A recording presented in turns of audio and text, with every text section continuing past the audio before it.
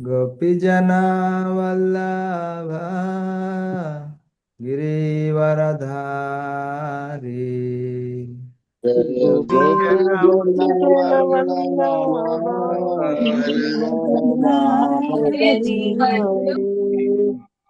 यशोदानन्दन व्रज जनरञ्जन यशोदानन्दन व्रज जनरञ्जन यमुनातीरावनचारी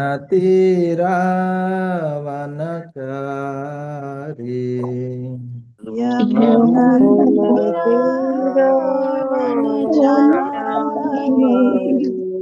जय राधा माधव कुंज बिहारी जय राधा कुंज विहारी विहारी। हरे कृष्णा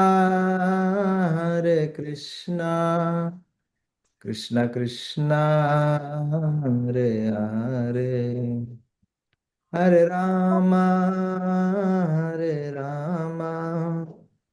राम राम हरे हरे हरे कृष्ण कृष्णा हरे हरे कृष्ण कृष्णा कृष्ण कृष्ण कृष्ण हरे हरे हरे हरे हरे राम हरे हरे राम राम राम राम राम राम हरे हरे हरे। हरे। हरे कृष्णा कृष्ण कृष्ण हरे हरे हरे राम राम राम हरे हरे हरे हरे कृष्ण कृष्ण हरे कृष्ण हरे कृष्ण कृष्ण कृष्ण कृष्ण हरे कृष्ण हरे हरे हरे हरे राम राम राम राम राम राम राम राम हरे हरे हरे। हरे। हरे कृष्णा कृष्ण कृष्ण हरे हरे हरे राम राम हरे हरे हरे हरे कृष्णा हरे कृष्ण कृष्णा कृष्ण कृष्ण हरे हरे हरे राम राम राम हरे हरे हरे हरे। हरे। जय गौर हरि बोल हरि बोल हरि बोल निताय जय गौर हरि गौर हरि बोल हरि हरि बोल हरि बोल हरि बोल। जय जय प्रभुपाद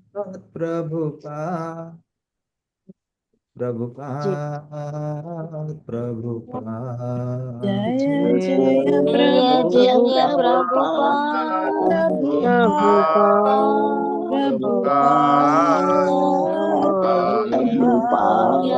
प्रभुपाद। जय जय गुरुदेव श्रीपाद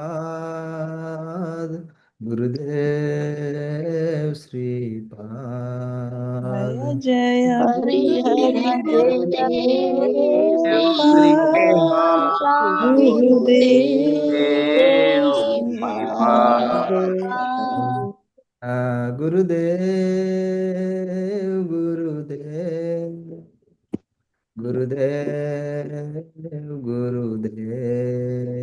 जय जय जय गुरुदेव गुरुदेव गुरुदेव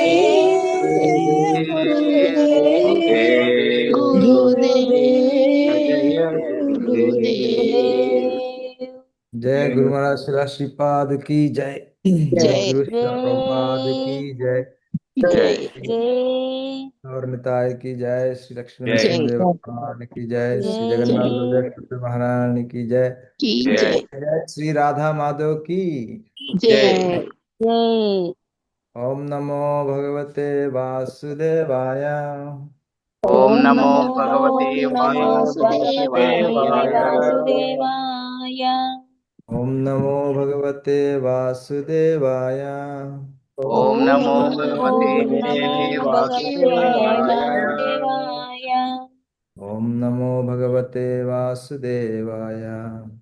ఓం నమో ఓం భగవతే నమో భగవతే వాసుదేవాయ. వాసుదేవాయ. భగవద్గీత 17వ అధ్యాయం మొదటి శ్లోకం. అర్జున ఉవాచ అర్జున అర్జున ఉవాచ ఏ శాస్త్ర విధిం ఉత్సృజ్య ఏషాం విధిముచ్య యజంతే శ్రద్ధయాన్వితః యజంతి శ్రద్ధయాన్వితః తేషాం నిష్ఠా తు కా కృష్ణ తేషాం నిష్ఠా తు కా కృష్ణ సత్వం ఆహో రజస్తమః. సత్వమహో రజస్తమః. తెలుగులో చదవండి. దండోత్కరణం గురు మహారాజ్. 15వ అధ్యాయము 1వ శ్లోకము. శ్రద్ధాత్రయ విభాగములు. అర్జున ఉవాచ ఏ శాస్త్ర విధింబుసృజ్య యజంతే శ్రద్ధయాన్విత తేషాం నిష్ఠాతు కా కృష్ణ సత్వమాహో రజస్తమః. అర్జున ఉవాచ, అర్జునుడు ప్రశ్నించెను. ఎవరైతే శాస్త్ర విధులను ఉత్సృజ్య విడిచిపెట్టి యజంతే పూజలు చేస్తారో శ్రద్ధయా పూర్తి శ్రద్ధతో అన్వితాహ కూడిన వారై తేషాం వారి యొక్క నిష్ఠ శ్రద్ధ తు కాని కా ఎట్టిది కృష్ణ ఓ కృష్ణ సత్వగుణములోదా అహో లేక రజగుణములోదా తమో గుణములోదా. తాత్పర్యము భాష్యము శ్రీల ప్రభుపాదులు రచించారు. అర్జునుడు ప్రశ్నించెను, ఓ కృష్ణ, శాస్త్ర విధులను అనుసరించకపోయినా తమ స్వంత కల్పనను అనుసరించి పూజలు చేసే వారి స్థితి ఎటువంటిది? వారు సత్వగుణంలో ఉన్నవారా, రజోగుణంలో ఉన్నవారా, లేక తమో గుణంలో ఉన్నవారా? భాష్యము. ఒక ప్రత్యేకమైన పూజా విధానం పట్ల శ్రద్ధ కలిగిన వ్యక్తి క్రమంగా జ్ఞానస్థితికి ఎదిగి శాంతి శ్రేయస్సుల మహోన్నతమైన పూర్ణస్థితిని పొందుతాడని 4వ అధ్యాయంలోని 39వ శ్లోకంలో చెప్పబడింది. శాస్త్ర విధులను అనుసరించిన వాడు అసురుడని, శాస్త్ర విధులను శ్రద్ధగా అనుసరించేవాడు దేవతయని 16వ అధ్యాయంలో నిర్ణయించబడింది. ఇక ఒక వ్యక్తి శాస్త్ర విధుల్లో పేర్కొనబడిన కొన్ని నియమాలను శ్రద్ధతో పాటిస్తే అతని స్థితి ఎటువంటిది? అర్జునుని ఈ సందేహాన్ని శ్రీకృష్ణుడు తీర్చాలి. ఒక మనిషిని భగవంతునిగా ఎన్నుకొని శ్రద్ధతో అతనిని పూజించేవారు సత్వగుణంలో ఉన్నవారా, రజోగుణంలో ఉన్నవారా, లేక తమో గుణంలో ఉన్నవారా? అటువంటి వారు పరిపూర్ణ జీవన స్థితిని పొందుతారా? నిజమైన జ్ఞానంలో నెలకొని మహోన్నతమైన పూర్ణత్వ స్థితికి ఎదగడం వారికి సాధ్యమేనా? శాస్త్ర విధి విధానాలను పాటించకపోయినా దేని మీదనో శ్రద్ధ కలిగి దేవతలను మనుషులను పూజించేవారు తమ ప్రయత్నంలో విజయము పొందుతారా? అర్జునుడు ఈ ప్రశ్నలను శ్రీకృష్ణుడు అడుగుతున్నాడు. హరే కృష్ణ. ధన్యవాదాలు Guru Maharaj. Hare Krishna. Hare Krishna. Thank you very much Mataji. ఓం అజ్ఞానతిమిరాంధస్య జ్ఞానాంజనశలాకయ చక్షురున్మిలితం యేన తస్మై శ్రీగురవే నమః. నమాం విష్ణుపాదాయ కృష్ణప్రేష్ఠాయ భూతలే శ్రీమతే భక్తిస్వరూపా దామోదరస్వామినితి నామినే. నమః సద్భక్తమనయే మణిపూరోద్భవాయ చ ప్రభుపాదలసద్వాని ప్రచారనిరతాయ తే. నమాం విష్ణుపాదాయ కృష్ణప్రేష్ఠాయ భూతలే శ్రీమతే భక్తివేదాంత స్వామినితి నామినే. నమస్తే సరస్వతీదేవే గౌరవాణి ప్రచారిణే నిర్విశేష శూన్యమాది పాశ్చాత్యదేశతారిణి. జయ శ్రీకృష్ణ చైతన్య ప్రభు నిత్యానంద శ్రీ అద్వైత గదాధర శ్రీవాసది గౌరభక్త బృంద. హరే కృష్ణ కృష్ణ కృష్ణ హరే హరే, హరే రామ రామ రామ హరే హరే. జయ గురు మహారాజ్ శ్రీల శ్రీపాదుకి జయ. భగవద్గీత 17 అధ్యాయం 1వ శ్లోకం. అర్జున ఉవాచ ఏ శాస్త్ర విధిం ఉత్సృజ్య యజంతే శ్రద్ధయాన్వితాః తేషాం నిష్ఠ తు కా కృష్ణ సత్వం ఆహో రజస్తమః. ఈ అధ్యాయం ఆ, మన యొక్క శ్రద్ధ యొక్క విభాగములు. ఆదో శ్రద్ధ. సో మన యొక్క భక్తిలో మొట్టమొదటిది శ్రద్ధ. ఆదౌ శ్రద్ధ తదౌ సాధు సంగ. సో ఈ శ్రద్ధ అనేది మనం చేసేటువంటి పనులు, మనం ఆలోచించే విధానం, వీటన్నిటికీ మూలం. మనకి దేని మీద అయితే శ్రద్ధ ఉందో దాని అనుగుణంగానే మనం ఆలోచిస్తాం, దాని అనుగుణంగానే మనం ప్రవర్తిస్తాం, దాని అనుగుణంగానే మనం మన జీవితాన్ని ప్లాన్ చేసుకుంటాం. మన చేతనం అలా నడుస్తుంది, మైండ్ అలా నడుస్తాం. సో అందువల్ల ఈ శ్రద్ధ అనేది చాలా మౌలికమైందనమాట. సో మన యొక్క శ్రద్ధ కరెక్ట్గా ఉంటేనే మన మిగతావన్నీ సరిగ్గా నడుస్తాయి అన్నమాట. ఎందుకంటే మనకి దేని మీద శ్రద్ధ ఉందో దాన్ని పూజిస్తాం, దానికి సంబంధించిన వాళ్ళని అనుసరిస్తాం. సో మన శ్రద్ధ కనుక భగవంతుడి మీద, శ్రీకృష్ణుడి మీద ఉంటే, ఎవరైతే వాస్తవానికి భగవంతుడు, దాన్ని బట్టి మనకి ఆయనకి సంబంధించిన వాళ్ళతో మనం సంఘం చేస్తాం, సాధు సంఘం. సాధువులు అంటే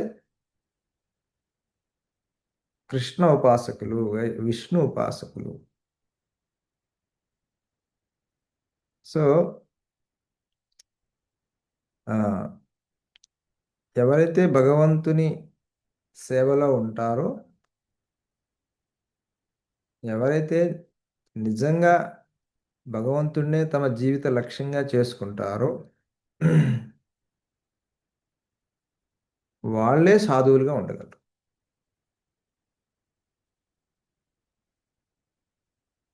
సో మన చైతన్య మహాప్రభు గారు చెప్పినట్టు ముక్తి సిద్ధి కామి సకల అశాంత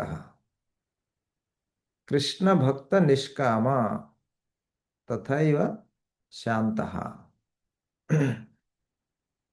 సో చైతన్య మహాప్రభు గారు ఏం చెప్పారంటే, భుక్తి అంటే భోజనం కోసం పనిచేసేవాళ్ళు, డబ్బుల కోసం పనిచేసేవాళ్ళు. ఎందుకంటే డబ్బులుంటే అన్నీ వచ్చేస్తాయి, అన్ని రకాల భుక్తి వస్తుంది, అన్ని ఇంద్రియాలకు సంబంధించినటువంటి భుక్తి వస్తుంది అన్నమాట. సో ఎవరైతే ఈ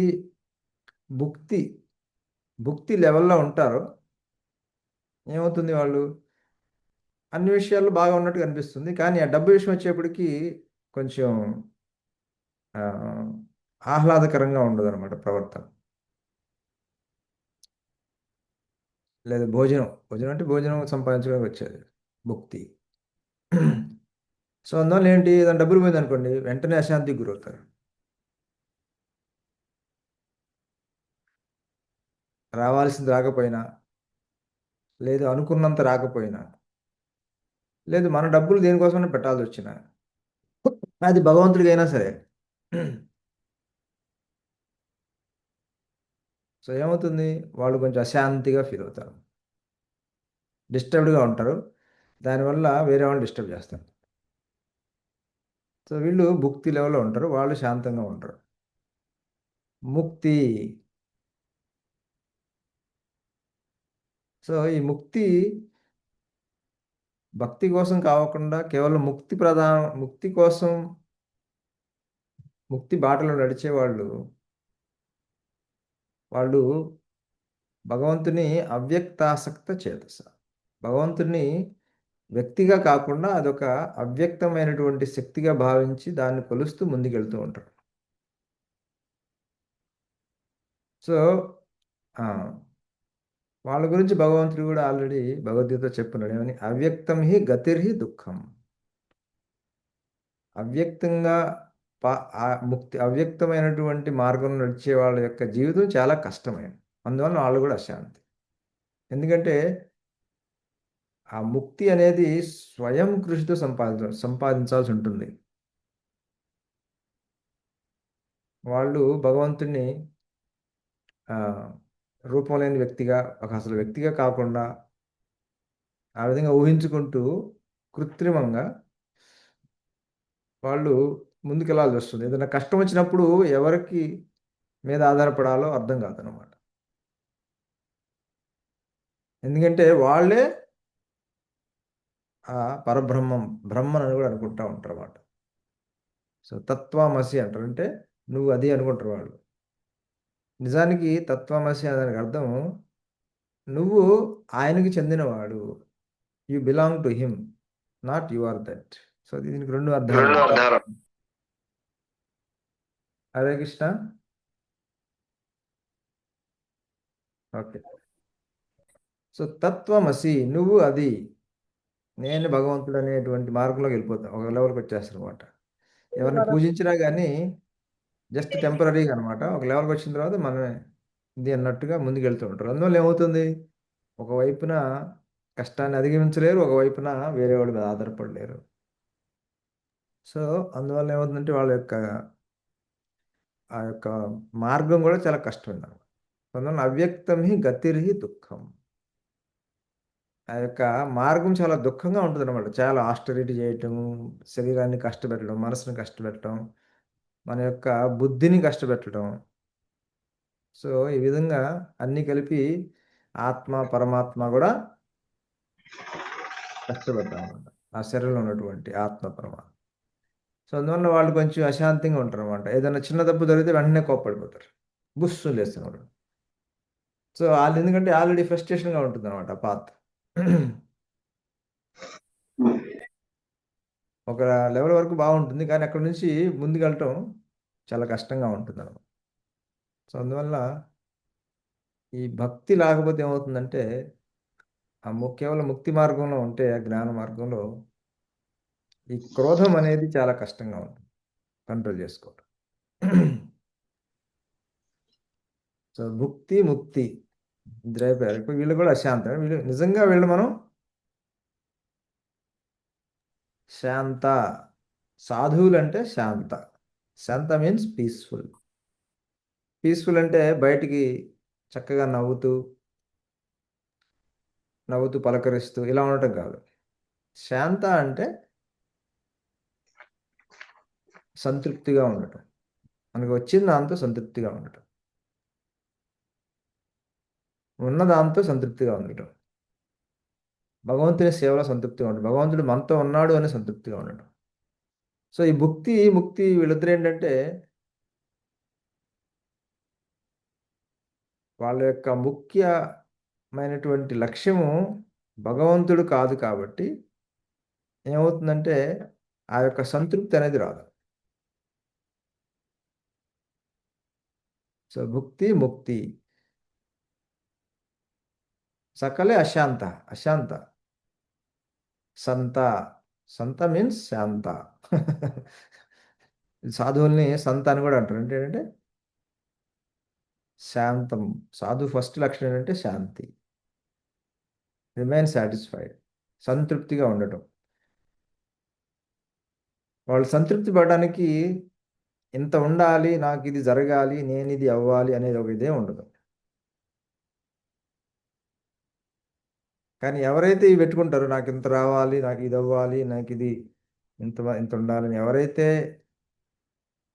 వారి స్వలాభం కోసం ఎవరైతే పెట్టుకుంటారో వాళ్ళు అశాంతిగా ఉంటారు.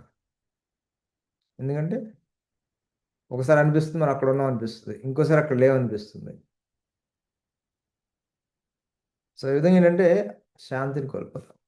భుక్తి ముక్తి.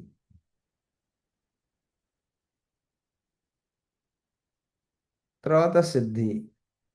సిద్ధి అంటే ఒక ఏదన్నా మహిమలు సాధించటం. మహిమలు అనేవి సాధన ద్వారా వస్తాయి అన్నమాట. తపస్సు ద్వారా వస్తాయి. అలాగే ఏదన్నా ఒక నైపుణ్యము, ఒక కళ, ఇది కూడా మనం ఈ ఈ విభాగంలోకి మనం పరిగణించవచ్చు. సిద్ధి అంటే ఒక నైపుణ్యాన్ని కానీ, ఒక మహిమను కానీ, ఒక కళను కానీ సాధించటం అన్నమాట. సో ఎవరైతే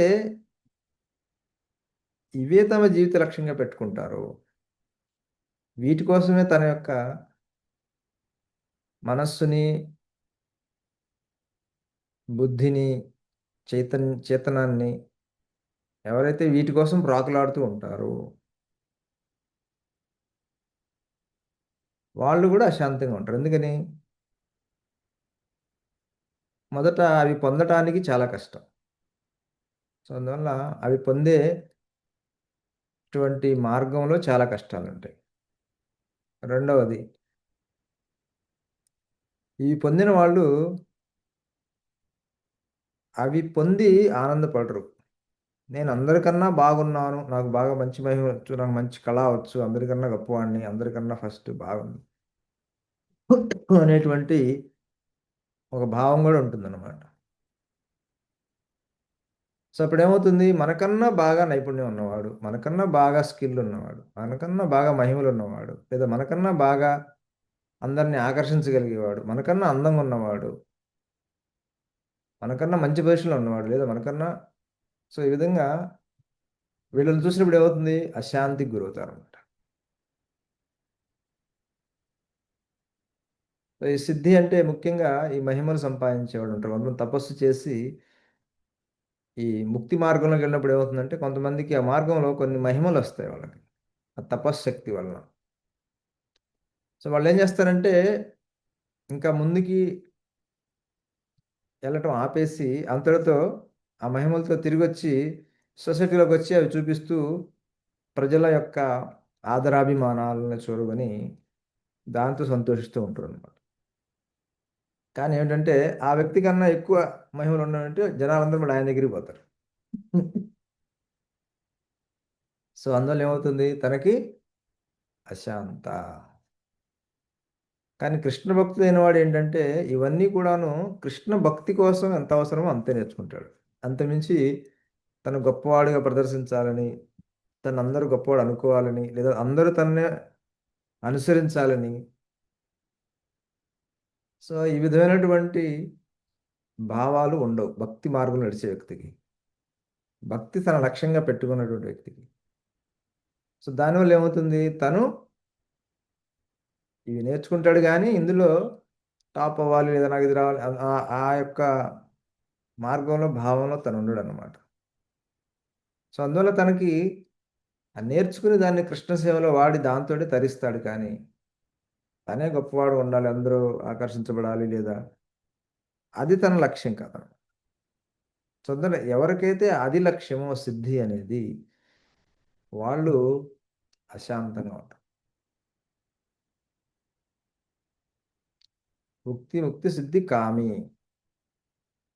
సో ఎవరైతే ఇంద్రియ తృప్తిని ఎవరైతే వెనకాల ఉన్నారో వాళ్ళైతే అశాంతం. ఎందుకని? ఇంద్రియాలు మనం ఎంత ఉపయోగిస్తే అంత ఇంకా ఇంకా కావాలంటాడు. అవి ఎప్పుడు సాటిస్ఫై అనమాట, అవి ఎప్పుడు సంతృప్తి చెందవు. సో అందువల్లనే భగవంతుడు చెప్తాడు, యుక్తాహార విహారశ్చ. యుక్త మీన్స్ ఎక్కువ ఉండకూడదు, తక్కువ ఉండకూడదు అనమాట. సో ఎవడైతే ఎక్కువ కాకుండా ఇంద్రియ తృప్తిని ఆపగలుగుతాడో, ఆపవలసినప్పుడు వాడే యోగి కదా. చేయకూడని పనులు చేయకుండా ఎవడైతే ఆగుతాడో వాడే యోగి. వేరే వాళ్ళ మీద కోపం పడకుండా ఎవడైతే ఆగుతాడో, ఎందుకని వేరే వాళ్ళ కోపం పడేది ఎందుకు? మన ఇంద్రియాల యొక్క వేగం అనమాట. వాచ్య వేగం, మనస క్రోధ వేగం, జిహ్వా వేగం, ఉదర ఉపస్థ వేగం. ఏతాన్ వేగాన్యో విషహేత ధీర పృథ్వీమాం సర్వం శిష్య.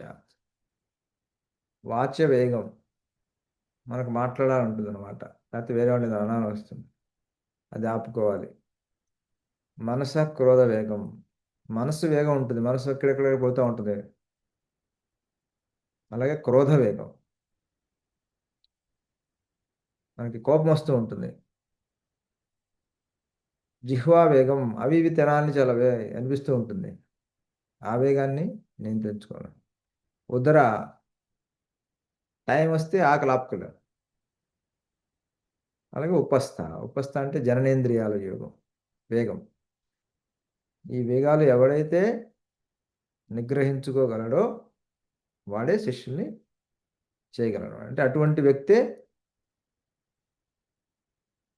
పర్ఫెక్ట్గా మనకి సాంగత్యం పొందడానికి యోగ్యుడు అనమాట. అంటే మనం వాటిని దాటి మనం ముందుకెళ్ళాలి కాబట్టి అటువంటి వ్యక్తి కూడా మనకు కావాలి.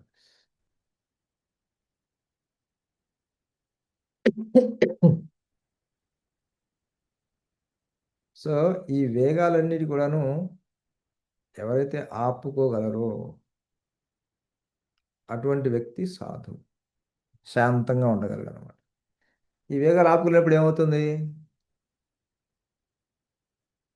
వాచ వేగం, ఎవరినో ఏదో మనకి ఇబ్బంది కలిగించారు, వెంటనే ఏదో మాట అంటాం, దానివల్ల ఏమవుతుంది? వాడు మళ్ళీ మన అంటాడు, మళ్ళీ మనం అంటే అది ఒక కొట్లాట అవ్వచ్చు. సో ఆ విధంగా వాచ వేగం.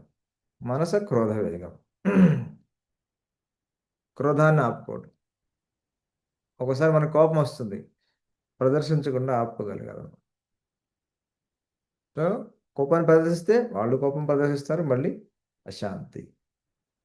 మనం కోపాన్ని బయటికి ప్రదర్శించకపోయినా కానీ లోపల మనం కోపడ్డా కానీ మనకు అశాంతి వస్తుంది.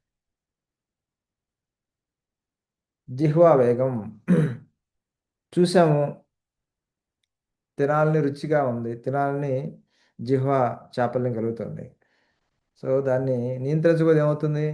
ఒక్కోసారి మనకి సరైన ఆహారం దొరకదు, అనారోగ్యం పాలవచ్చు, లేదా మంచి మంచి ఆహారం కానీ పాడైపోతుంది, దాన్ని తినకుండా ఆపాలా కదా. ఒక 4 గంటల తర్వాత ఆహారాన్ని తీసుకోవటం కొంచెం ఆలోచించాలన్నమాట. కానీ ఒకసారి మనకు తెలుస్తుంది ఆహారం పాడైందని, కానీ ఏంటంటే అది మంచి ఆహారం, రుచికరమైన ఆహారం అని చెప్పి అప్పుడు తినేస్తుంటాం. ఏమవుతుంది? దానివల్ల మళ్ళీ అశాంతి. జిహ్వా వేగం. అలాగే నిషిద్ధమైన వాటిని తీసుకోవటం.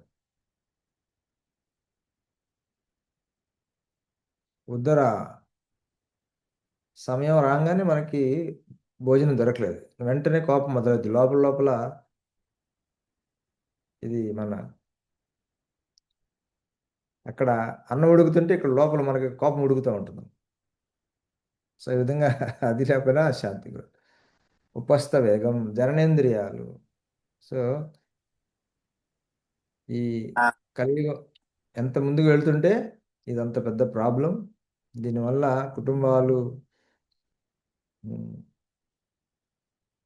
మనిషి జీవితం కోల్పోయే పరిస్థితులు ఏర్పడుతున్నాయి అన్నమాట. సో ఎవరైతే ఈ వేగాలన్నిటినీ ఆపుకుంటారో వాళ్ళు సుఖంగా ఉండగలరు. కానీ భక్తులైన వాళ్ళకి ఇవి జీవిత లక్ష్యంగా ఉండవు. భగవంతుడికి సంతృప్తి ఎలా చేయాలనే దాంట్లో ఉండటం వల్ల వాళ్ళు వీటిని యుక్తాహార విహారసి, ఎంతవరకు కావాలో అంతవరకు, ఎంతవరకు ఉండాలో అంతవరకే. ఎందుకంటే ఒక్కొక్క ఆశ్రమంలో కొన్ని అనుమతించబడి, కొన్ని అనుమతించబడలేదు అన్నమాట. సో అనుమతించబడినప్పుడు ఎప్పుడు ఆపాలి, భోజనం చేస్తున్నప్పుడు ఎప్పుడు ఆపాలి. భోజనం అందరం చేస్తాం, కానీ ఎప్పుడు ఆపాలి అనేది విచక్షణ అనమాట. వేగం, ఉదరా వేగం.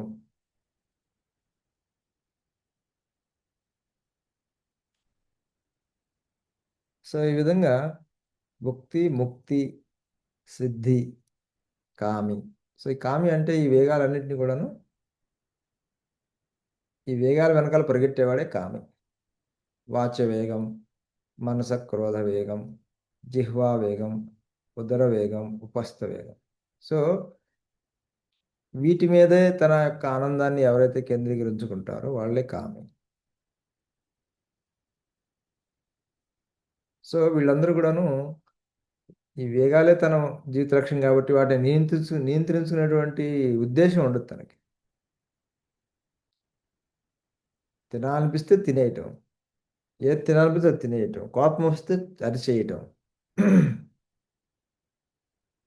టైం అయితే ఏదో ఒకటి తింటాం, లేకపోతే రెడీ చేయకపోతే అరిచేయటం. సో ఈ విధంగా కామి ముక్తి సిద్ధి కామి సకల అశాంతి కృష్ణ భక్త నిష్కామ. ఎవరైతే కృష్ణ భక్తుడు ఉన్నాడో అతడే నిష్కామ. ఎందుకంటే తనకేం కావాలి అనే స్టేజ్ నుంచి భగవంతుడికి ఏం కావాలి అనే స్టేజ్కి వెళ్ళిపోయాడు తను. ఎలా అయితే ఇప్పుడు మన పెళ్ళిళ్ళు చేసుకుంటూ ఉంటారు కదా. పెళ్ళి చేసుకునేటప్పుడు చాలా చాలా ప్లాన్స్ ఉంటాయి, మాకు ఇది కావాలి, అది కావాలి, ఇది కావాలని. కానీ ఎప్పుడైతే వాళ్ళకి ఒక బిడ్డ జన్మ జరుగుతుందో అప్పుడేమవుతుంది, ఆ యొక్క తల్లిని కనుక చూస్తే తనకేం కావాలి అనే స్థితి నుంచి నా బిడ్డకి ఏం కావాలనే స్థితికి వెళ్ళిపోతుంది తను.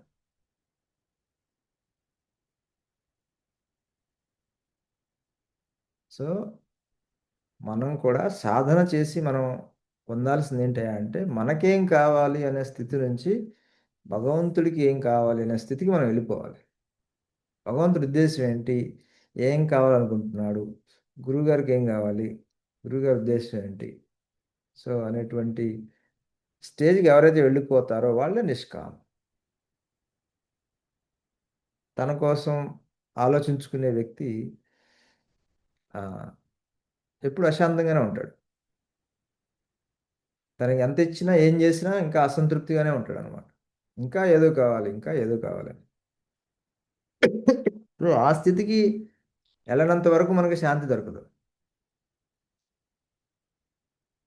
కృష్ణ భక్త నిష్కామ. సో కృష్ణ భక్తుడు తనకు కామం లేదు. ఎందుకని?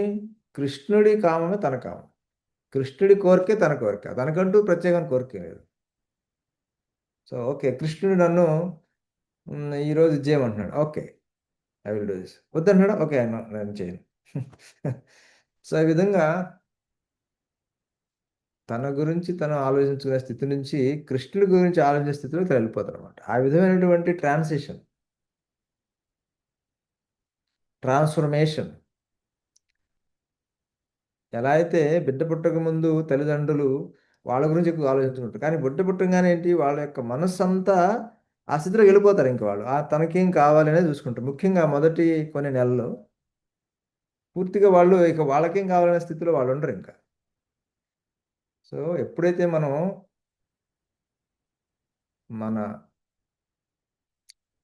మన గురించి మనం కామించేటువంటి స్థితి నుంచి భగవంతుడికి ఏం కావాలని ఆలోచించే స్థితికి మనం ఎప్పుడైతే వెళ్ళిపోతామో ఆ ట్రాన్స్ఫర్మేషన్, ఆ పరిపక్వత, లేకపోతే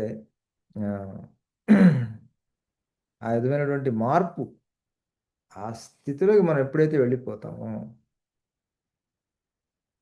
అప్పుడే మనకి శాంతి వస్తుంది. అప్పటి వరకు మనకి శాంతి రాదు.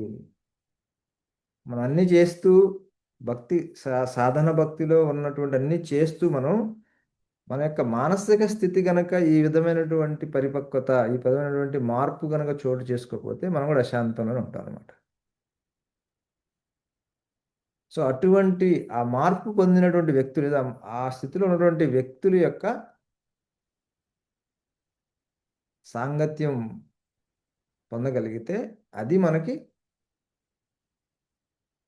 మనని ఉద్ధరిస్తుంది అనమాట. సో ఎందుకంటే మనకి శ్రద్ధ భగవంతుడి మీద ఉంటే అప్పుడు ఆయన మీద శ్రద్ధ ఉన్న వాళ్ళ మీద మనకు శ్రద్ధ వస్తుంది. శ్రద్ధ మన మీదే ఉందనుకోండి, మనకు కావలసిన వాటికి ఎవరు సమకూరుస్తున్నారో, మనకు కావాల్సిన వాటికి ఎవరు ఓటేస్తున్నారో, మనకి ఎవరు సపోర్ట్ చేస్తున్నారో, వీళ్ళ సాంగత్యాన్ని మనం కోరుకుంటాం అనమాట. అప్పుడేమవుతుంది, ఎవరి సాంగత్యం మనం తీసుకుంటున్నామో మనం వాళ్ళ లెవెల్లోనే ఉంటాం, వాళ్ళకు మించి పోం మనం. మనం ఉన్నత స్థితిలో ఉండొచ్చు, కానీ మనం ఎవరి సాంగత్యాన్ని మనం తీసుకుంటున్నాం. మనం చాలా మందికి ఇస్తున్నాం కదా, మనం ఎవరు తీసుకుంటున్నాం సాంగత్యం అనేది చాలా ముఖ్యం. సో మనం ఎవరి సాంగత్యం తీసుకుంటున్నామో మన యొక్క లెవెల్ అంతలోనే ఉంటుంది అనమాట. సో అందువల్ల ఈ శ్రద్ధ అనేది చాలా ముఖ్యం. సో అందువల్ల అర్జునుడు కృష్ణుడు అడుగుతాడు ఏమని, ఎవరైతే శాస్త్రాన్ని వదిలి, శాస్త్రం ఏం చెప్తోంది, నిష్కామ సర్వధర్మాన్ పరిత్యజ్య మామేకం శరణం వ్రజ, యజ్ఞార్థాత్ కర్మణో అన్యత్ర లోకోయం కర్మబంధన. పనులన్నీ కూడాను భగవంతుడి సంతృప్తి కోసమే చేయాలి, అలా చేయకపోతే ఏ పని చేసినా అది కర్మబంధనమే అవుతుంది. ఇవన్నీ ఇలాగ చాలా చెప్తున్నాడు శాస్త్రం.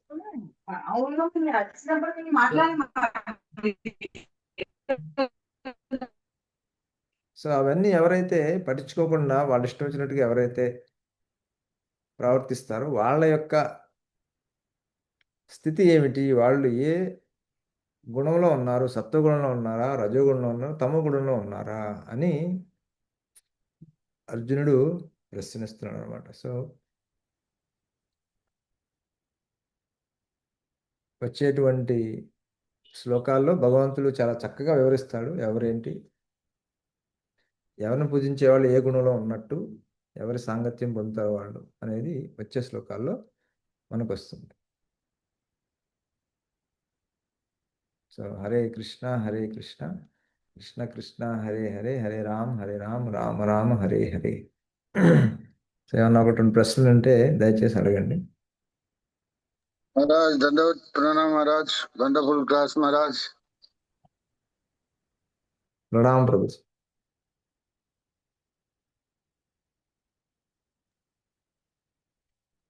హరే కృష్ణ గురు మహారాజ్ దండవచన. హరే కృష్ణ ప్రభుజీ. గురు మహారాజ్ ఇక్కడ చెప్పారు కదా, కృష్ణుడిని జీవిత లక్ష్యంగా చేసుకున్న వారే సాధువులని. సో అయితే ఇప్పుడు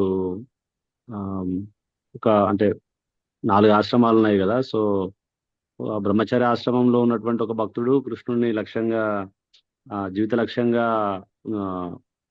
పనిచేస్తున్నాడు. అదేవిధంగా గృహస్థాశ్రమంలో ఉన్నటువంటి ఒక భక్తుడు కూడా కృష్ణుడిని జీవిత లక్ష్యంగా ఉంచుకొని పనిచేస్తున్నాడు. అదేవిధంగా వానప్రస్థ అండ్ సన్యాసలో ఉన్న వాళ్ళు, వానప్రస్థలో ఉన్నటువంటి భక్తుడు కూడా కృష్ణుడిని జీవిత లక్ష్యంగా ఉంచుకొని అంటే జీవిత లక్ష్యంగా ఉంచుకున్నాడు. సో అయితే ఇప్పుడు ఈ ముగ్గురిని మనం సాధువులుగా పరిగణించవచ్చా? వాళ్ళ జీవిత లక్ష్యం శ్రీకృష్ణుడే కాబట్టి. అవును ప్రభుజీ. ఏ ఆశ్రమంలో అయినా సరే ఎవరైతే వాళ్ళ యొక్క జీవిత లక్ష్యం ఒకటే లక్ష్యం భగవంతుని సేవ, భగవంతుని కావాల్సిన చేయటం ఎవరైతే ఉంటారో వాళ్ళు సాధువులు, ఏ ఆశ్రమంలో ఉన్నా సరే. అంటే వాళ్ళు ఏ ఆశ్రమంలో ఉన్నా సరే కృష్ణుని జీవిత లక్ష్యంగా ఉంచుకోవాలి. అదేవిధంగా మీరు ఇందాక చెప్పినట్టుగా వాచో వేగం, మనసా క్రోధ వేగం, జిహ్వా వేగం, ఉదరోపస్థ వేగం, ఈ 4 కూడా పాటించాలి కదా గురు మహారాజ్. అవును. ఒకవేళ ఈ 3 ఆశ్రమాల్లో ఉన్నటువంటి భక్తులు అంటే కృష్ణుని కోసం పనిచేస్తున్నారు, కృష్ణుని జీవిత లక్ష్యంగా ఉంచుకున్నారు, కానీ ఇప్పుడు ఈ వాచో వేగం, మనసా క్రోధ వేగం, జిహ్వ ఉదర ఉపస్థ వేగం, సో వీటిని అంటే పూర్తి స్థాయిలో పాటించలేకపోతున్నారు అనుకోండి గురు మహారాజ్, అప్పుడు వాళ్ళని సాధువులుగా పరిగణించవచ్చా, పరిగణించకూడదా? సో వాళ్ళు కృష్ణ భక్తి మార్గంలో ఉంటే వాళ్ళు మనం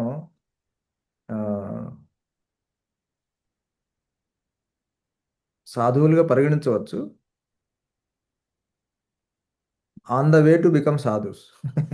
మనందరం కూడా సాధువులు అవుతున్నాం. సో అందువల్లనే so that's why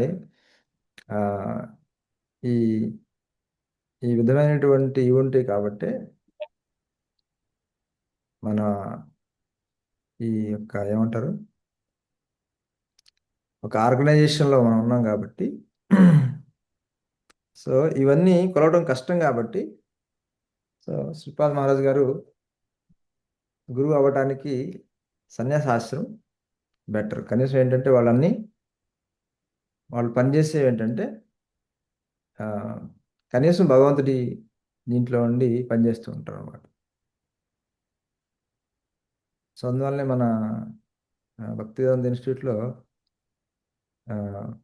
will try to wait until we come to sannyas ashram, or at least we become completely detached from working for some company or family, completely detached and free from family responsibilities, completely engaged for Krishna, nothing else. So ఆ స్థితికి వచ్చే వరకు మనం wait చేయాలన్నమాట. So ఎవరైతే సాధువులు అవ్వడానికి దారిలో ఉన్నారో మనం వాళ్ళతో కలిసి నడుచుకోవాలన్నమాట. వాళ్ళ సాంగత్యం తీసుకోవాలి, ఎందుకంటే వాళ్ళు కూడా అదే దీంట్లో ఉన్నారు కాబట్టి. కానీ ఒక వ్యక్తి ఈ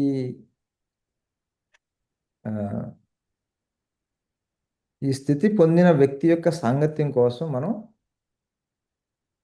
ఆరాటపడాలి, కోరుకోవాలి.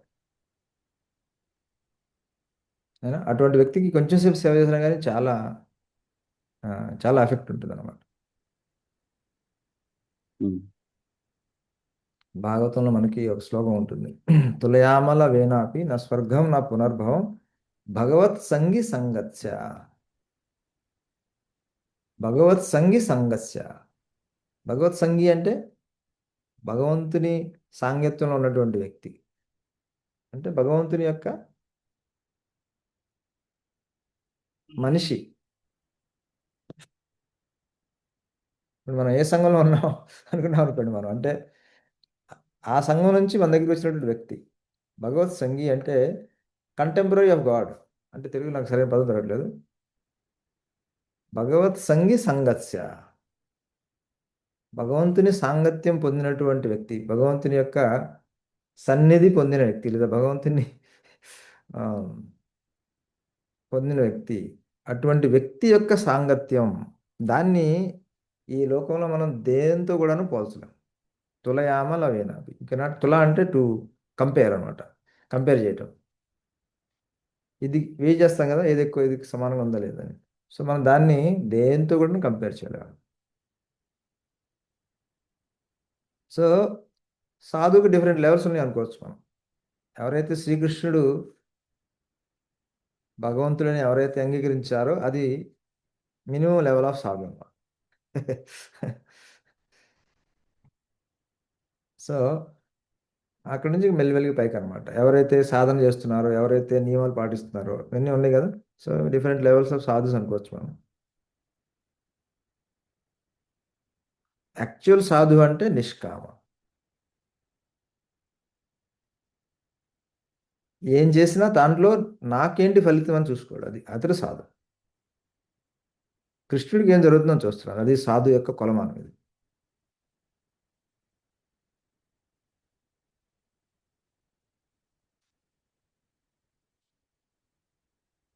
సో ఇది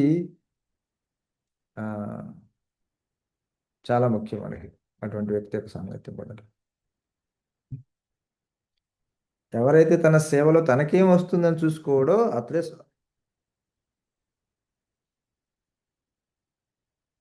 నిష్కామ. కృష్ణ భక్త నిష్కామ తథైవ శాంత, అందువల్ల పీస్ఫుల్గా ఉంటాడు. హరే కృష్ణ ప్రభు. హరే కృష్ణ గురు మహారాజ్, చాలా బాగా అర్థమయ్యేటట్టు వివరించారు గురు మహారాజ్. దండోత్ ప్రణామం, ధన్యవాదాలు. దండోత్ ప్రణామం మహారాజ్. హరే కృష్ణ ప్రభుజీ. అయితే ఇప్పుడు అంటే గృహస్థు అప్పటి వరకు కృష్ణుడు నాకేం చేస్తున్నాడు అనే స్టేజ్ నుంచి పిల్లలు పుట్టాక సరే మనము కృష్ణుడికి ఏం చేస్తున్నాం అనే స్థితికి వస్తామన్నారు. మరి అదే బ్రహ్మచారి అంటే ఏ దశలో కృష్ణునికి మనం ఏమి ఇస్తున్నాం అనే దశకు వస్తాడు అనేది నా సందేహం. ఇది ఏ ఆశ్రమంలో ఉన్నా కానీ జరగచ్చు. ఇది వ్యక్తి, నేను అంటే ఉదాహరణ ఇచ్చాను. గృహస్థాశ్రమంలో ఉన్నటువంటి వ్యక్తి ఏ విధంగా అయితే మనసు పూర్తిగా మారిపోతుందో, మనం కృష్ణ ఉమ్. భక్తిలోకి వచ్చిన తర్వాత మన మనసు కూడా అలా మారాలని చెప్తున్నా. అది కేవలం అవును గృహస్థుడికి అని కాదు నేను చెప్తుంది. అది అది ఉదాహరణగా తీసుకుని, అంటే మనకందరికి అది ఆ, అనుభవం ఉంది కదా మనకి. మన ఆలోచన విధానం ఎలా ఉండేది, పిల్లలు పుట్టినప్పుడు ఎలా ఉంటుంది, ఫస్ట్ ఫ్యూ మంత్స్, మొదటి నెలల్లో ఎలా ఉంటుంది, మనసు మొత్తం వాళ్ళలోనే అయిపోతుంది. ఇంక మనకేం కావాలి, ఇదేం ఉండదు మనకి. మనకి ఆ చొక్క కావాలి, ఇది వండుకోవాలి, అది వండుకోవాలి, మొత్తం వాళ్ళకేం కావాలి అదే అవును ఆలోచన. సో అదే అవును విధంగా ఎవరైతే భగవంతుడి కోసం ఆ విధంగా ఆలోచించే స్థితికి వస్తారో వాళ్ళు నిష్కామం, వాళ్ళు అంటే శాంతం. బ్రహ్మచారికి ఏ దశలో వస్తుంది అనేది నా సందేహం అండి. మీరు అన్నది కరెక్ట్ మహారాజ్. బ్రహ్మచారికి ఏ దశలో వస్తుందా? ఉమ్. బ్రహ్మచారి అయినా, గృహస్థైనా, వానప్రస్థైనా, సన్యాసి అయినా అటువంటి నిష్కామ, అటువంటి సాధు యొక్క సాంగత్యంలో సేవ చేసినప్పుడు వస్తుంది. ఆ సాధువు యొక్క కృపతో వస్తుంది.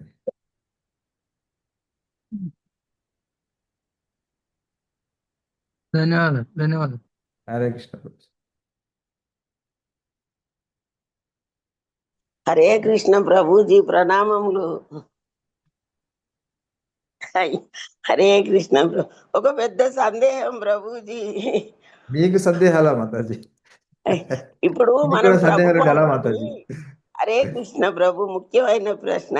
మనం ప్రభుపాదుల్ని ఎవరికైనా ఆయన గురించి చెప్పాలంటే, అంటే కృష్ణుని అంశానాలనా లేకపోతే శక్తి ఆవేశ అవతారం అనాలనా, ఏమని చెప్పాలి ప్రభుజీ మనము? ఇప్పుడు పిల్లలు ఉన్నారు, అడుగుతుంటారు అనుకో ఆయన గొప్పతనం ఏంటి అని, ఆయనని ఎలా సంబోధించాలి చెప్పండి. మీరు చెప్పినవని చెప్పచ్చు. మీరు హరే చెప్పినవని చెప్పచ్చు కృష్ణ. మాతాజీ.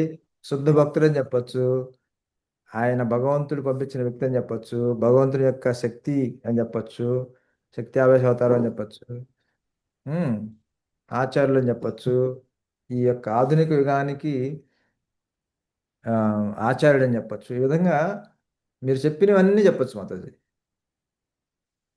అంటే మార్గదర్శనం అయ్యిండుగా ప్రభు, అది మహారాజులు ఇప్పుడు ప్రపంచానికే అవును, అయ్యిండు కదా, అట్లని పిల్లలకు అవునవును, చెప్పాలి అంటే అట్లా, అవును. అందుకని అడుగుతున్నా, అది అప్పుడు ఇంపార్టెంట్ కాబట్టి. ప్రభుపాది గారి లీలామృతి చదివి ఆయన యొక్క కథలు వాళ్ళకి చెప్తే బాగా వాళ్ళకి ఇదవుతారు అనమాట.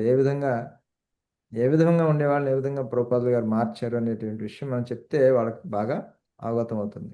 ఉమ్. అంటే గిఫ్టులు ఇస్తున్నా, ఇప్పుడు ఉమ్, భగవద్గీతలు ఇస్తున్నా, శ్రీకృష్ణ భగవానుడే దేవాదేవుడే శ్రీకృష్ణ భగవానుడు ఇస్తున్నా. ఇప్పుడు మనం ఉమ్, ఇవి కూడా ఇస్తే ఇంగ్లీష్లో తెలుగులో అంతా ఇంగ్లీష్ మీడియమే అవుతుంది, పిల్లలు ఉమ్. చదువుకుంటారు కదా అనేది అట్లా. అవునవును, ప్రభుపాది గారి చిన్న పుస్తకం ఉంటుంది లీలామృతం, అది ఆ, కూడా వచ్చు. ఉమ్, హరే కృష్ణ ప్రభుజీ, హరే ధన్యవాదాలు. హరే కృష్ణ, హరే కృష్ణ. హరే కృష్ణ ధనపణ మహారాజ్. హరే కృష్ణ ప్రభుజీ. చెప్పండి ప్రభుజీ. కృష్ణ భగవానుడికి నచ్చినట్టుగా మనం చెయ్యాలి అని చెప్తున్నారు కదా.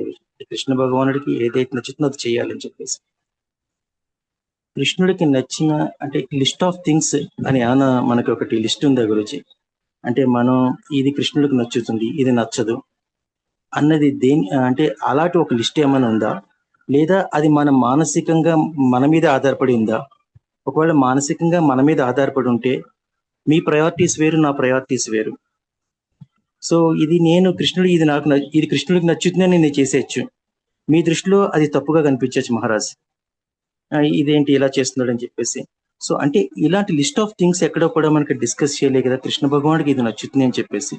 సో అలాంటప్పుడు ఇది కృష్ణుడికి నచ్చుతుంది, నచ్చిందే చెయ్యాలి అని మనం ఒక ఫ్రేమ్ లోకి ఎలా వెళ్ళగలం మహారాజ్? ఇక్కడ రెండు విషయాలు ప్రభుజీ. ఒకటి, ఏమి నచ్చుతుందనే క్లారిటీ ఒకటి ఆయనకి నచ్చిందే చేయాలనే క్లారిటీ ఒకటి. అర్థమవుతుందా? సో ఆయనకు నచ్చిందే చేయాలి, ఆయన కోసం చేయాలి, ఆయన సంతోషం కోసం పనిచేయాలనేటువంటి దృక్పథం మనం మాట్లాడుతుంది. ఏమి ఇష్టం అనేది తర్వాత విషయం అది కదా. ఇప్పుడు మనకి గెస్ట్ వచ్చి అనుకోండి, ఆయన ఏం తింటాడో మనకు తెలియదు, ఫస్ట్ వచ్చేప్పుడు చెప్పలేదు. కానీ వండేటప్పుడు మీ దృక్పథం ఏంటి?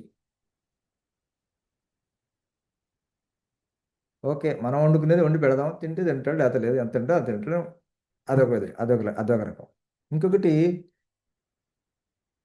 ఆయనకి ఏమి ఇష్టమై ఉంటుందో అని మీరే ఆలోచించి ఊహించి చేశారనుకోండి, అది వేరే లెవెల్. మీరు చేసిన దానికి కరెక్ట్గా ఆయనకి సరిపోకపోవచ్చు,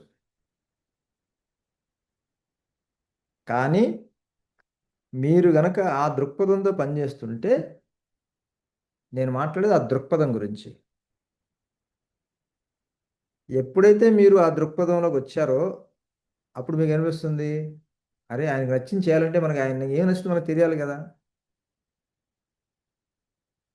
ఆ చెప్పే వ్యక్తే గురువు.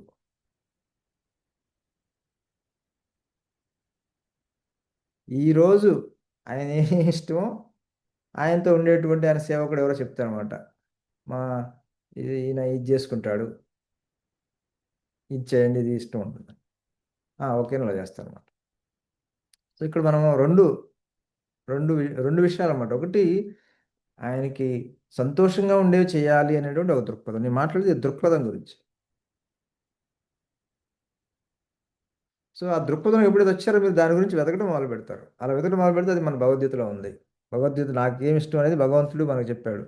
ఎవరు నాకు చాలా ఇలా ఉండేవాళ్ళు అంటే నాకు చాలా ఇష్టం, సుఖ దుఃఖాల్లో ఇలా ఉండేవాళ్ళు అంటే నాకు ఇష్టం, అందరినీ సమానంగా చూసే వ్యక్తులు అంటే నాకు ఇష్టం. సో ఈ విధంగా వస్తుంది. మన ఏ చాప్టర్ నాకు గుర్తు రావట్లేదు, ఇది డివైన్ డెమోనిక్ క్వాలిటీస్లో కూడా వస్తుంది అనుకుంటా ఇది. సో భగవద్గీతలో తప్పనిసరిగా ఉన్నాయి. ఎవరు ఏమి చేస్తే భగవంతుడు, ఇప్పుడు భగవద్గీత అంతా కూడాను భగవంతుడికి ఏది ఇష్టం అని చెప్తున్నట్టే కదా. ఇది చెయ్యి అని చెప్తున్నాడు అంటే భగవంతుడికి ఇది ఇష్టం అనే కదా. మన్మనాభవ మద్భక్తో మద్యాజీ మాం నమస్కురు. సో కర్మణ్యవాధికారస్తే మా ఫలేషు కదాచన. నీకు కర్మ చేయడంలో నీకు అధికారం ఉంది, కానీ నీకు వచ్చే జీతం మీద నీకు అధికారం లేదు. అర్థమైందా? మా ఫలేషు కదాచన, మా కర్మ ఫలహేతు. అలా అని చెప్పేసి నువ్వు జీతం రాకపోతే నీకు ఉద్యోగం చేయాలంటే అలా చేయకుండా ఉండకూడదు నువ్వు మళ్ళీ. మాతే సంగస్వ కర్మని. సో అకర్మ మీద మళ్ళీ ఆసక్తి ఉండకూడదు, కర్మ చేయకుండా ఉండటం కోసం. సో ఈ విధంగా భగవద్గీత మొత్తం కూడా భగవంతుడు తనకేం కావాలో ఒక విధంగా చెప్తున్నట్టే వ్యక్తి ఒక విధంగా చెప్తున్నాడు. అందులో ఒక చోట అయితే నువ్వు ఇది చెయ్యి, ఇది చేయలేకపోతే ఇది చెయ్యి, ఇది చేయలేకపోతే ఇది చెయ్యి అని అది కూడా మీరు చదివే ఉంటారు ఆల్రెడీ, ఇన్నిసార్లు మీరు భగవద్గీత చెప్తున్నారు కాబట్టి. సో భగవంతుడికి ఏం కావాలనేది ఆల్రెడీ మన భగవద్గీతలో ఉంది. సో మనం అక్కడ మొదలవచ్చు అనమాట. ఆ తర్వాత పర్టికులర్గా నీ నుంచి భగవంతుడికి ఏం కావాలనేది మన గురువు మనల్ని గైడ్ చేస్తాడు, గురువులు. సో అది ఎప్పుడైతే నువ్వు ఆ స్థితిలోకి వస్తున్నావో నీకు అది ఆటోమేటిక్గా నీ దగ్గరికి వస్తుంది. అది నీకు అర్థమవుతుంది. మనం దాని గురించి వెతకట్లే ఇప్పుడు మనం, అందుకే మనం కనబట్టలా. మన ఇంటికి వచ్చే అతిథికి తనకి కావాల్సినవి చేసి మనం ఆనందింప చేయాలనేటువంటి దృక్పథం వస్తే అప్పుడు మనం మొదలు పెడతాం. ఆయనకి ఫోన్ చేయటం, ఆ దగ్గరలో ఫోన్ చేయటం, ఎలాగెలాగ కనుక్కునే ప్రయత్నిస్తాం. ఆ దృక్పథం రానంత వరకు మనం వాటి గురించి అతను కూడా వెతకనమాట. సో ఒక వ్యక్తికి సరిపడా బియ్యం వేసి పప్పు వేసి మనం అందుకని కొంచెం ఎక్స్ట్రా వేసి ఉంచేద్దాం, వచ్చి తిని వెళ్ళిపోతాడు అని అనుకుంటాం. అఫ్కోర్స్ అది కూడా మంచిదే. సో ఆ దృక్పథం వస్తే మనకిది, మనం వెతుకుతాం దీన్ని. మన శాస్త్రంలో ఉంది, అది భగవద్గీతలో ఉంది, భాగవతంలో ఉంది. సో ఈ విధంగా మనం తెలుసుకోవచ్చు. ఒకవేళ మనకి ఏది కావాలో భగవంతుడికి కొంచెం కన్ఫ్యూజన్ ఉన్నా కానీ మనం గనక భగవంతుడికి ఇది ఇష్టం అనుకుని చేస్తే, నిజంగా మనకు అది తెలియక చేస్తే భగవంతుడు దాన్ని కూడా అంగీకరిస్తాడు. ఎందుకంటే నువ్వు చేసింది భావగ్రాహి జనార్దన. కృష్ణుడు మన భావాన్ని గ్రహిస్తాడు. కానీ మనం నిజంగా భగవంతుడి కోసం చేశామా లేదా అనేది మనకి తెలుసు అంతరంగికంలో. మన అంతరంగికంలో ఉన్న భగవంతుడికి మాత్రం గ్యారంటీగా తెలుసు. మనకి భగవంతుడికి గ్యారంటీగా తెలుసు మనం ఏ ఉద్దేశంతో చేస్తాం అనేది మనకు గ్యారంటీగా తెలుసు. బయట వాళ్ళకి మనం ఎలా అనిపించినా, మనం ఏమి బిల్డప్ ఇచ్చినా, మనం లోపల ఏంటనే విషయం మనకి మాత్రం తెలుసు. అదే విషయం భగవంతుడి కూడా తెలుసు. సో మనకు మొదట్లో తెలియనప్పుడు మనం భగవంతుడికి ఇది ఇష్టం అని చెప్పి మనం చేస్తే అది కూడా భగవంతుడు ఆహా ఆస్వాదిస్తాడు, యాక్సెప్ట్ చేస్తాడు, అంగీకరిస్తాడు, స్వీకరిస్తాడు అనమాట. ఎందుకని మన భావాన్ని గ్రహిస్తున్నాడు భగవంతుడు. ఒకసారి మన భావంలోకి వెళ్తే ఆ భావానికి సరిపడి ఏం కావాలో అంతా భగవంతుడు పంపిస్తాడు మన దగ్గరికి. మనకి మన హృదయంలో ఉండి మనకి ఆ తెలివి మనకి ఇస్తాడు భగవంతుడు. మన చతుశ్లోకి భగవద్గీతలో ఉంది ఇదే కదా, ఎవరైతే ఈ నా కోసం ఎవరైతే తపన పడుతున్నారో వాళ్ళకి కావలసినటువంటి జ్ఞానాన్ని నేను లోపల నుంచి కూడా ఇస్తాను. బయట నుంచి గురువు ఇస్తాడు, లోపల నుంచి కృష్ణుడు ఇస్తాడు అనమాట. సో ఈ విధంగా భగవంతుడు ఆంతరంగ గురువు, బాహ్యంగా నా గురువు అనమాట. ఈ విధంగా ఇద్దరు మనకి ముందుకు తీసుకెళ్తారు అనమాట. కానీ మనం ఆ మోడ్లోకి వచ్చామా రాలేదా? ఆ మోడ్లోకి రావాలి మనం.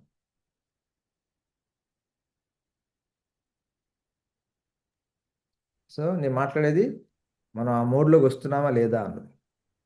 సో ఒక వ్యక్తి చేసేది మనం ఎప్పుడు జడ్జ్ చేయము, మనం జడ్జ్ చేయము, మనం చేయకూడదు. ఎందుకంటే మనకు తెలియదు కదా తనే దీంతో చేస్తున్నాడు. సో మనం చెప్పేదని ఏంటంటే ఈ ఆధ్యాత్మికత అంతా ఏంటంటే ఆత్మ పరిశీలన. ఇవన్నీ అప్లై చేసింది వేరే వాళ్ళ మీద కాదు, మన మీద మనం అప్లై చేసుకోవాలి. మన ప్రవర్తనని మనం పరిశీలన చేసుకోవాలి, మన ఆలోచనల్ని మనం పరిశీలన చేసుకోవాలి, మన యొక్క ఉద్దేశాలని మనం పరిశీలన చేసుకోవాలి. సో దీన్ని ఏమంటారు? ఆత్మ సాక్షాత్కార జ్ఞానం కదా. So spirituality is study of the self. Shripad Maharaj గారు చెప్పింది స్పిరిచువాలిటీ అంటే స్టడీ ఆఫ్ ద సెల్ఫ్. మిమ్మల్ని మీరు స్టడీ చేయండి. ఇప్పుడు చెప్పిన క్లాస్ అంతా వేరే వాళ్ళ మీద అప్లై చేయడం కోసం కాదు, వేరే వాళ్ళ గురించి కోసం కాదు, మన గురించి నేను నా గురించి చెప్పుకునేది చేసుకోవాల్సింది. ఇది వేరే వాళ్ళు అప్లై, ఎందుకంటే మనం పరమాత్మ కాదు, మనం వాళ్ళు ఏ ఉద్దేశం చేస్తున్నారో మనకు తెలియదు. మనకు తెలిసిందల్లా మన ఉద్దేశం. సో దాని మీద మనం పనిచేయాలి మన ఆంతరంగికంగా. So spirituality is the study of the self. So అది చేయాలి మనం, వేరే వాళ్ళ మీద స్టడీ కాకుండా మన మీద స్టడీ చేయాలి. అప్పుడే మనం స్పిరిచువాలిటీలో ఉన్నట్టు అనమాట.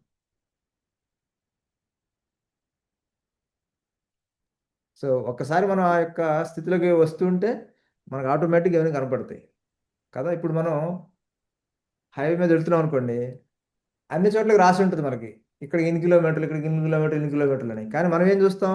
మనకి వెళ్ళాల్సిన ప్రదేశం ఎక్కడ ఎన్ని కిలోమీటర్లు దాన్ని చూస్తాం, అది వెంటనే కనపడుతుంది మనకి. సో అలాగే భగవంతుడికి ఏం కావాలి అనేది మన భగవద్గీత, భాగవతం మొత్తం పేజీలో ఉంది అది. కాకపోతే మనం అది చూడలేదు కాబట్టి మనకు అది కనిపిస్తుంది, ఆ దృక్పథంకి వెళ్ళట్లేదు కాబట్టి. సో చెప్పేది ఏంటి అంటే మనం ఆ దృక్పథంలోకి వెళ్ళాలి అనేది. అంటే ఒకసారి మహారాజ్ అందులోకి ఇక్కడ వెళ్తే ఏది అవును ఏది కాదనేది మీకే ఆటోమేటిక్గా తెలిసిపోతుంది. భగవంతుడు మీకు రివీల్ చేస్తాడు, సాధువులు చెప్తారు, గురువులు చెప్తారు. అది పెద్ద ప్రాబ్లం కాదు. ప్రాబ్లం ఏంటంటే మన యాటిట్యూడ్ ప్రాబ్లం. సో ఇప్పుడు మనం చెప్తుంది ఏంటంటే యాటిట్యూడ్ మనం మార్చుకున్నాం లేదా. సో సరే ప్రభుజీ, ఓకేనా? మహారాజ్ అంటే భగవంతుడికి ఇష్టాయిష్టాలని ఉంటుందా మహారాజ్? ఎందుకు ఉండదు ప్రభుజీ? అంటే భగవంతుడు వీటిలన్నిటికీ అతీతుడు కదా మహారాజ్. ఇష్టాయిష్టాలు ఎవరు చెప్పారు? ఆ ఇష్టాయిష్టాలే భౌతికమైన వాటి గురించి చెప్పింది. ఇష్టాయిష్టాలు లేకపోతే నువ్వు ఎలా ఉండని ఎందుకు చెప్తాడు భగవంతుడు? అదే మహారాజ్, అంటే ఈయన చెప్పిందంతా కూడా మన క్యారెక్టర్ ని డిజైన్ చేయడానికి ప్రయత్నిస్తున్నట్టుగా అంటే అనిపిస్తుంది. లేకపోతే మన ఆరోగ్యాన్ని అంటే ఆరోగ్యపరంగా, క్యారెక్టర్ పరంగా డిజైన్. ఇప్పుడు ఇందాక మీరు జిహ్వా వేగం అన్నారు మహారాజ్. జిహ్వా వేగం అంటే అక్కడ ఒక గులాబ్ జామ్ పెట్టారు మహారాజ్. నాకు గులాబ్ జామ్ అంటే ఇష్టం, నాకు తినాలనుంది. కానీ మీరు చెప్పినట్టుగా ఆ జిహ్వా వేగాన్ని కంట్రోల్ చేసుకోవాలి, నేను కంట్రోల్ చేసుకుంటున్నా. కానీ నా మనసు అంతా కూడా అది తినాలనే ఉంటుంది. కానీ నేను మీకు భయపడి నేను తినడం మానేస్తున్నా మహారాజ్ అంతే. కానీ నా మనసు, నా బుద్ధి అంతా కూడా ఆ గులాబ్ జామ్ తినేంత వరకు దాని మీదే దృష్టి ఉంటుంది, అంతే కదా మహారాజ్. అది తినేసాను అనుకోండి మహారాజ్, ఇంకా నాకు దాని గురించి పోతుంది. అప్పుడు భగవంతుడి మీద కాన్సన్ట్రేట్ చేయడానికి అవకాశం ఉంటుంది నాకు. అంతేకాని అది అక్కడ పెట్టింది అదే మహారాజ్. అదే అంటే ఇవి క్యారెక్టర్ ని ఒక మన దీన్ని అంటే ఒక యాటిట్యూడ్ ని డెవలప్ చేయడం. భగవంతుడు చెప్పింది ఏంటంటే రసగుల్లా గులాబ్ జామున్ తినద్దని చెప్పలా.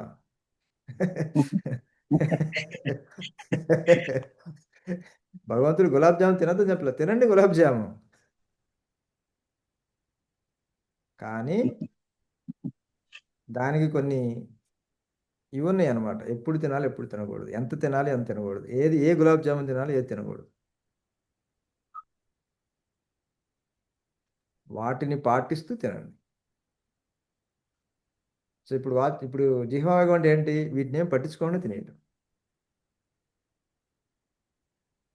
అదొకటి. ఇంకొకటి, మన ఇంద్రియాలకు సంతృప్తినిస్తే అవి శాంతపడతాయి అనేది అజ్ఞానం.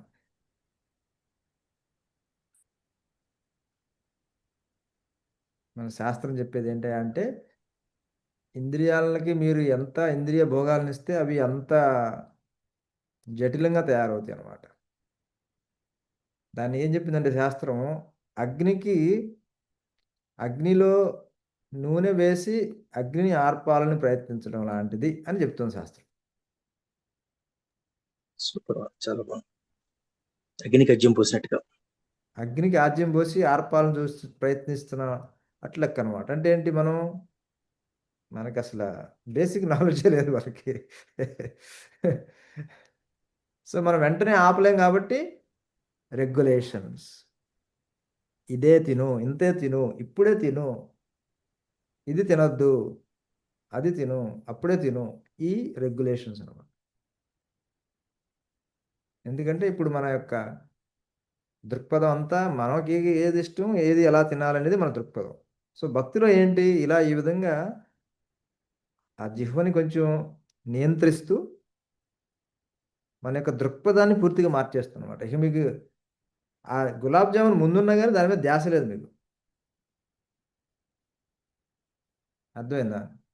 ఇప్పుడు చూడండి, మనం ఏదన్నా జన్మాష్టమి ఉంది, ఏదన్నా రథయాత్ర వస్తుంది, ఆ రోజు రెస్పాన్సిబిలిటీ తీసుకుని మనం ఏదన్నా సేవలో దూకామనుకోండి, అప్పుడు మనకి ఆ రోజు ఏం కనిపిస్తుంది, మనకి ఆ టైంకి ఆకలైందని, లేదా ఇది ఉంది, అది ఉంది, అది లేదు మనకి. ఇది భగవంతుడికి ఈరోజు ఇది చేయాలనేటువంటి ఇందులోకి వెళ్ళిపోతాం మనం.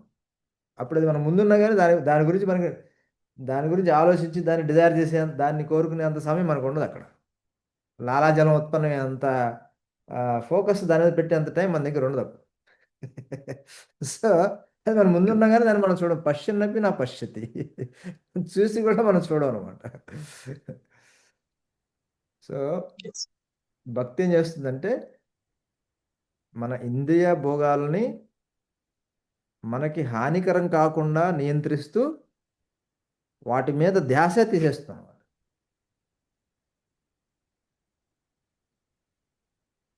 అర్థమైందా ప్రభుజీ? అర్థం గురు. బాగుంది. కానీ మనం దానికన్నా ఈ మీరు భక్తిలో ఉంది కాబట్టి ఆ భక్తిలో ఉన్న నియమాల ప్రకారం వీటిని అందులోనే తింటూ ధ్యాస అంతా అందులోనే పెట్టుకుని అందులోనే తినేట్టుగా ఉందనుకోండి, వాటి వల్ల మనం ఏమి ఉపయోగం పొందలేదు మనం వాటి నుంచి. ఆ స్థితి అవును. నుంచి బయటికి పోవాలన్నమాట. అంటే ఎప్పుడు పూజ అవుతుందో తినేద్దాం అన్నట్టుగా ఉండకూడదు. అది ఓకే సాధన. మహారాజ్. అది మనం సాధన భక్తులం కాబట్టి ఈ స్థితి మంది ఇది. సో అదే మహారాజ్. మెయిన్ ధ్యాస ఏంటంటే భగవంతుడి మీదకి వెళ్ళిపోవాలన్నమాట, ఆయనకేం కావాలన్నది.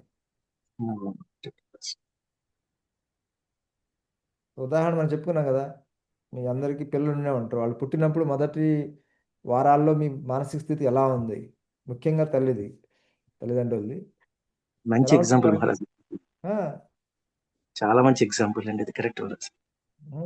అటువంటి స్థితిలోకి వెళ్ళాలన్నమాట. అంటే మనకి వాటి మీద విరక్తి లేదు అలా అని చెప్పేసి వాటిని మనం అనుభవించలేక కాదు, అనుభవించాలని ఆసక్తి లేక కాదు, మనకి టైం లేదు అంతే. మైండ్ అక్కడ లేదు అంతే మనకి. సో భక్తుడైనటువంటి వ్యక్తి కూడా ఇలాగే అనమాట. తన ఇంద్రియాలేమి పటుత్వం లేక కాదు, తనకు రుచి లేక కాదు, రుచి చేస్తే రుచి కలగకపోవడం కాదు, ఇవంటే పూర్తి విరక్తి లేదు, కానీ ఏంటంటే టైం లేదు. అదే భక్తుడు అనమాట.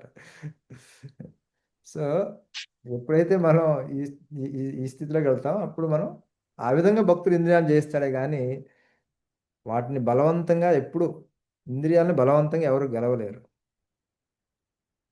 ఇంద్రియాల మీద ఫోకస్ కృష్ణుడి మీదకి వెళ్తే అప్పుడు ఇంద్రియాలు ఆటోమేటిక్గా వాటి ఫాలో అవుతాయి. ఇవి మర్చిపోవడమే కానీ వాటిని గుర్తుపెట్టుకుంటూ వాటిని మీద యుద్ధం చేస్తూ ఎవడు గెలవలేదు ఇంతవరకు. ఇంద్రియాల మీద యుద్ధం చేస్తూ ఎవడు ఇంద్రియాలు ఇంతవరకు గెలవలేదు. ఇంద్రియాలను గెలిచిన వాళ్ళంతా శ్రీకృష్ణుడికి మీదకి భగవంతుడి మీదకి ధ్యాసను మరల్చి వాటిని జయించిన వాళ్ళే అందరూ.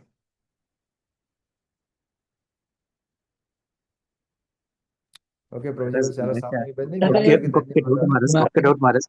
ఇందాక మహారాజ్ మీరు కర్మణ్యవాధికారిస్తే శ్లోకం చెప్పారు కదా మహారాజ్. యాక్చువల్ గా మా రిలేటివ్ ఒక ఆయన అమెరికా నుంచి వచ్చారు మొన్న. వస్తే ఈ డిస్కషన్ జరిగింది మా ఇద్దరి మధ్యన. యాక్చువల్గా అది నా ఫేవరెట్ శ్లోకం మహారాజ్. ఆయనకు నచ్చిన శ్లోకం అదే యాక్చువల్ గా. అంటే ఆయనకు నచ్చిన శ్లోకం అది, నాకు నచ్చే శ్లోకం అది నిజానికి. అయితే ఆయన భక్తులకి కాని అన్నాడు, వాళ్ళకి ఇదే తేడా ప్రభుజీ. అంటే ఆయన కూడా చాలా మంచిదే మహారాజ్. అంటే ఆయన చెప్పింది ఏంటంటే, నేను ఒక కోడి రాస్తుంటాను, ఒక కోడింగ్ చేస్తుంటాను. నేను చేస్తున్నప్పుడు డెఫినెట్ గా నేను దాని యొక్క ఈ రిజల్ట్ ఇది రావాలి అని నేను ఒక ఫలితాన్ని ఎక్స్పెక్ట్ చేయకపోతే నేను దాన్ని అసలు ఎలా ప్రిపేర్ చేయగలను నేను అసలు. అంటే నాకు డెఫినెట్ గా నాకు ఈ రిజల్ట్ కావాలి అని ఒక ఫలితాన్ని నేను ఎక్స్పెక్ట్ చేసే కదా ఇప్పుడు నేను చెయ్యాలి ఈ ప్రోగ్రామింగ్ అది, లేకపోతే నేను ఎలా చేస్తాను? సో దీనికి మీరు ఆన్సర్ చెప్పండి అంటే, అంటే నేను అంటే చెప్పాను కానీ నాకే సాటిస్ఫాక్షన్ లేదు మహారాజ్. అంటే నాకున్న నాలెడ్జ్ తో ఏదో చిన్న నాలెడ్జ్ తో చెప్పగలిగాను కానీ బట్ నాకే సాటిస్ఫాక్షన్ లేదు. దీనికి ఇలాంటి దానికి ఒక్కసారి మీ నోట్ నుంచి ఆన్సర్ వినాలని ఉంది మహారాజ్ నాకు. ఇక్కడ ఫలితం అంటే మనం ఏ పని చేసినా కానీ దాని ఫలితం మనసులో లేకుండా మనం ఏ పని చేయలేము. మీరు చెప్పింది కరెక్ట్, ఆయన చెప్పింది కూడా కరెక్టే. కానీ ఇక్కడ మిస్ అవుతుంది ఏంటి అంటే ఆ ఫలితము ఎవరి కోసం? అది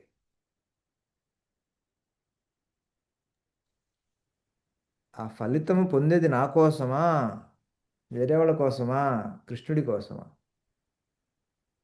ఇది అంటే ఇక్కడ మహారాజ్ ఉద్యోగం చేస్తున్నప్పుడు అది కృష్ణుడు ఇన్వాల్వ్ చేయడం కాదు కదా. అంటే అక్కడ ఆయన ఆ కంపెనీకి ఆ కోడ్ రాసి ఇవ్వాలి, అది ఎగ్జిక్యూట్ అవ్వాలి. అక్కడ రైట్. అది యజమాని ఎవరనుకున్నారు? ఆ ఫలం రావాలని ఎవరు వద్దని కృష్ణుడు చెప్పట్లేదు కదా. కానీ అది చేయటం ద్వారా నీకేం ఫలం వస్తుంది? నీకు జీతం వస్తుంది. అవును కరెక్ట్. ఆ జీతం మీద నీకు అధికారం లేదు. అంటే మన ఫలితాన్ని ఎక్స్పెక్ట్ చేయొద్దని కదా మహారాజ్. ఫలితం నా expect ఫలేషు చేయొద్దంటున్నా. కదా. ఇప్పుడు ఆ ఫలేషు కదా ఫస్ట్ లైన్ చదవండి. కర్మణ్యేవ కర్మణ్యేవ అధికారస్తే అధికారస్తే మా ఫలేషు కదాచన. అది మీకు నీకు ఫలం కర్మ మీద చేయడానికి అధికారం అధికారం లేదంటున్నాడు భగవంతుడు. అంతేగాని మీ ఫలం ఏమి రావాలో దాని గురించి పనిచేయద్దు అంటున్నా భగవంతుడు. రెండు తేడా ఉంది Prabhuji. Correct correct correct Maharaj. అర్థమైందా? ఫలం కృష్ణుడి పదం ఏంటి? అధికార్. కృష్ణ మా is talking about adhikar. Correct correct correct Maharaj. Yes yes exactly. నీకు అధికారం లేదు కానీ మనం అధికారులాగా పనిచేస్తుంటాం. అందుకని మనం ప్రస్థానంలో నేను ఉంటాం, చెప్తాం అధికారి కరెక్ట్. అన్ని మనం అధికారి. అంటే ఫలాన్ని ఎక్స్పెక్ట్ చేయొచ్చు బట్ దాని మీద అధికారం లేదు. ఎస్. మరి మనం ఇప్పుడు మామూలుగా ఒక కంపెనీ ఒక మెడిసిన్ కనబడుతుంది, దానికి ప్రొపరైటరీ ఐటమ్స్ ఉంటుంది, దాన్ని రైట్స్ తీసుకుంటుంది. సో దానికి ఇప్పుడు ఆ కంపెనీకి దాని మీద అధికారం ఉన్నట్టే కదా మహారాజ్. అది ఆ ప్రొపరైటరీ ఐటమ్ కదా అది. అది వాడు ఆలోచించాల్సింది. ఎందుకంటే అది మీ ఫలం కాదు, అది వాడి ఫలం. కరెక్ట్ మహారాజ్. అది అంటే మరి ఈ శ్లోకానికి తగదు కదా. లీగల్గా మీకు ఉంది ప్రభుజీ. మీ ఫలం ఏంటి? మీ జీతము మీ బ్యాంకులో పడింది, అవునా? వాడికి పేటెంట్ వచ్చింది, మీకు జీతం బ్యాంకులో పడింది. అర్థమైందా?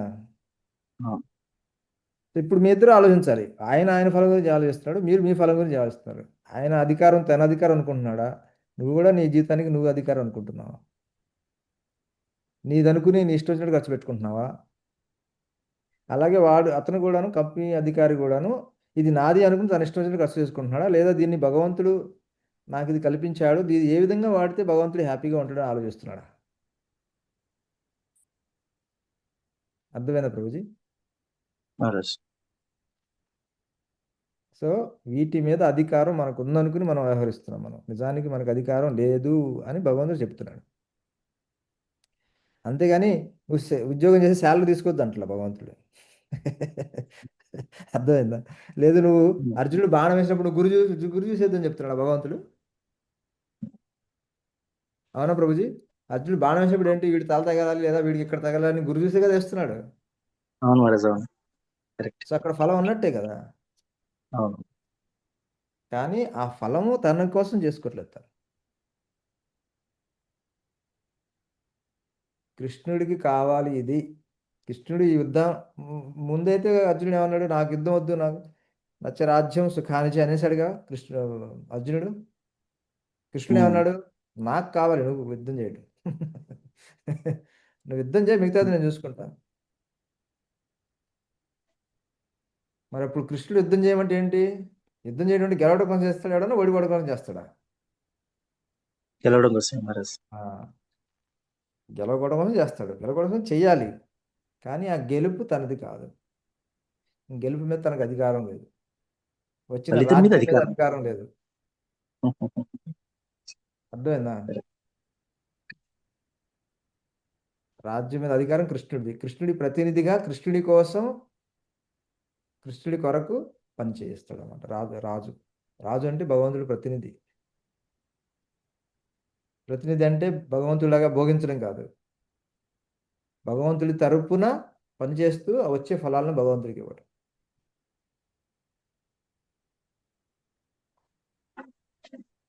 సరే Prabhuji. Thank you Maharaj. Thank you, so kind of you Maharaj. Thank you Prabhuji. మీ అందరికీ ధన్యవాదాలు. మళ్ళీ వచ్చేవారం కలుసుకుందాం. హరే కృష్ణ కృష్ణ కృష్ణ హరే హరే, హరే రామ రామ రామ హరే. హరే కృష్ణ మహారాజ్, ప్రణామాలు. ప్రణామాలు.